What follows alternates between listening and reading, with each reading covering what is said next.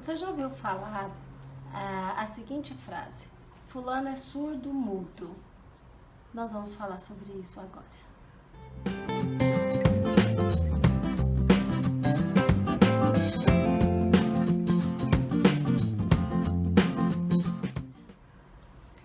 A frase Fulano é surdo mudo, ela soa um tanto quanto inadequada do ponto de vista fonoaudiológico, embora ela seja muito usada no senso comum.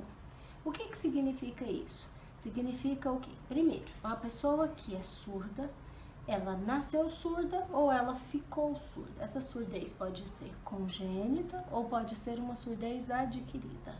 Quais são as causas dessa surdez, né? Por que o indivíduo nasceu surdo?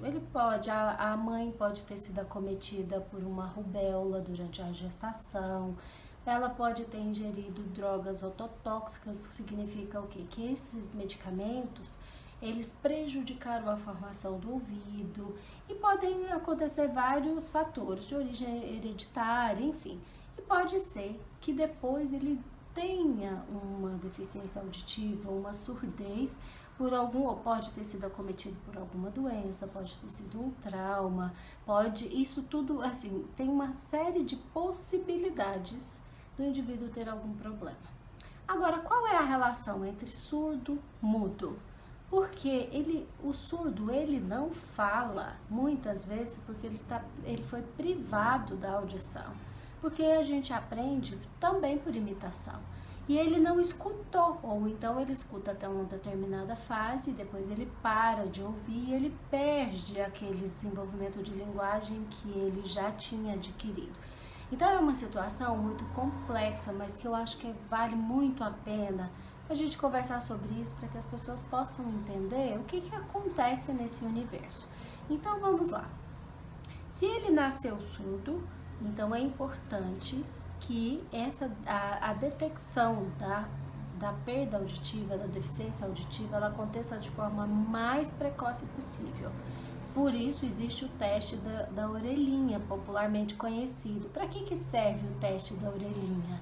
Ele vai identificar, é um exame que é feito pelo fonoaudiólogo, que não depende da resposta objetiva da criança. A criança coloca lá uns eletrodos e vai captar o funcionamento então dessas estruturas e saber se essa criança está ouvindo bem ou não. Quanto mais cedo detecta, mais rápido é a possibilidade ou de indicação de um uso de um aparelho de amplificação sonora individual, ou seja, um aparelho auditivo. Essa criança, o aparelho auditivo, ele vai amplificar os sons, então ele vem facilitar a vida daquela criança de forma que ela tenha um menor prejuízo no desenvolvimento de linguagem. Só que às vezes a gente encontra casos em que a família demora muito a perceber a deficiência auditiva. E aí, à medida que essa deficiência auditiva, à medida que o tempo vai passando, acontecem vários prejuízos em relação a esse desenvolvimento. E às vezes as famílias em locais mais afastados, com menos recurso na área da saúde, por exemplo, às vezes as crianças chegam já na idade escolar, porque já começaram a ter muitos prejuízos na escola em função da deficiência auditiva. Isso causa um impacto emocional, um prejuízo muito grande para o desenvolvimento dessa criança. E aí, e qual é a relação do surdo mudo? Então vamos pensar. Ele é mudo porque ele é surdo, certo? Então qual é o problema que ele tem? Ele é surdo, mas todo surdo fala, ou o surdo não tem condição de falar. Existem surdos que conseguem ser oralizados, porque essa surdez, a gente até utiliza esse termo de uma forma errônea, porque é o seguinte, eu tenho muitas vezes, isso é classificado por grau e o tipo da perda auditiva. Então ele tem uma deficiência auditiva que vai variar de leve a profunda. Então existe uma classificação que ela é feita, uma avaliação audiológica que tem dados que são quantitativos e qualitativos a respeito do desenvolvimento de como essa audição se comporta. Então uma coisa é fato, quanto mais cedo Melhor é mais cedo a detecção e mais cedo a reabilitação e qualquer tipo de estimulação que seja necessário fazer para essa criança, por exemplo, melhores serão os resultados.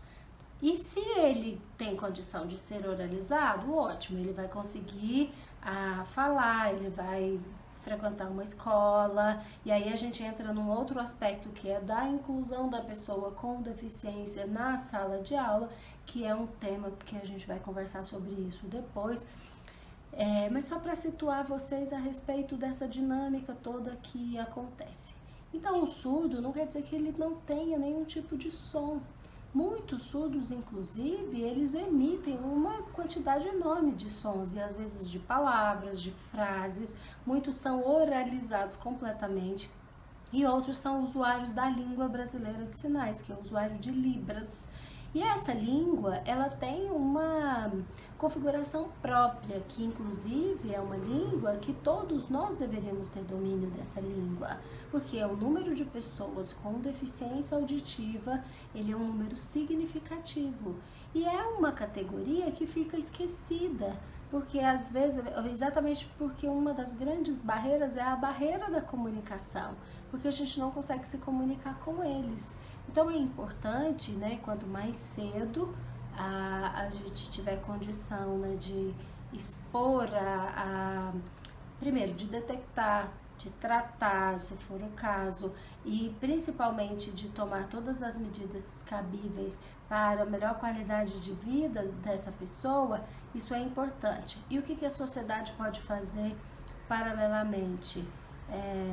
Um bom trabalho de inclusão é importante, tanto inclusão na escola, quanto na sociedade, quanto no trabalho, porque é um tipo de dificuldade que eles encontram, é uma dificuldade latente.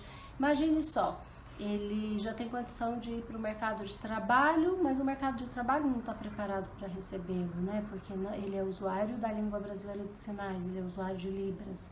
Ou então, ele não conseguiu aprender a língua brasileira de sinais, ele fala muito pouco, e aí ele fica impossibilitado de desempenhar uma boa função, porque não quer dizer que ele tenha um déficit cognitivo, às vezes até a gente tem comorbidades junto, mas não significa que toda pessoa que tem deficiência auditiva ela tenha um déficit cognitivo, o que também é visto de uma forma extremamente pejorativa e ruim. Então, o que nós precisamos compreender é isso, é que nem todo surdo é mudo, existem surdos que são oralizados, existem surdos que são usuários da língua brasileira de sinais, que são usuários de Libras, e o nosso dever seria aprender a língua e para que possamos nos comunicar com eles, porque é muito mais fácil a gente aprender a língua deles, porque eles têm mais dificuldade para aprender a nossa, porque falta um elemento mais importante, que é a audição, ou essa audição está comprometida. Então isso é importante. Agora, às vezes a gente também tem uma pessoa, assim, à medida que nós vamos envelhecendo, a gente está suscetível a ter uma deficiência auditiva também, mas porque a gente vai perdendo, por conta do envelhecimento mesmo. A gente tem uma queda nas frequências agudas inicialmente, isso lá por volta dos 60 anos, a gente já tem uma redução significativa, que é a presbiacusia. Assim como acontece com os olhos, a gente não existe assim, eu uso óculos para vista cansada, eu uso óculos só para perto, porque a gente tem um envelhecimento do músculo que nos permite enxergar melhor, e assim acontece na audição. E existem também outras doenças que acometem as pessoas mais velhas, que às vezes prejudicam essa região do cérebro, que é uma região do cérebro que é responsável também pela interpretação dos sons, pela discriminação dos sons, e a gente também tem como prejuízo uma diminuição da audição. Isso acontece com os nossos pais, os nossos avós e nós no futuro próximo, né? Todos nós somos candidatos a ter uma perda auditiva, né? E porque isso faz parte do processo de envelhecimento. Só que aí precisamos entender que as causas da deficiência auditiva é diferente comparado com uma criança ou com uma adolescente.